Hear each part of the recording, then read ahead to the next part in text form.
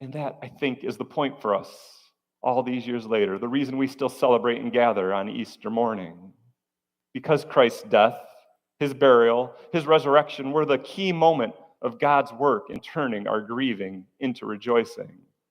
It was the act that has offered us forgiveness, redemption, and grace, none of it that we deserved, yet still so freely given.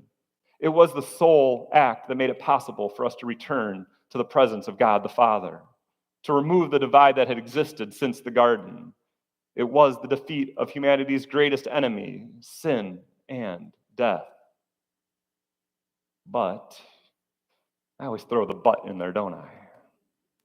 It was not the end of God's work in turning our grieving into rejoicing, because God is all too well aware of the effects, the long history of sin and death and evil's influence on what it's done to humanity. God is aware that those effects run far and deep into our world still today, and that they require much work to address and remedy.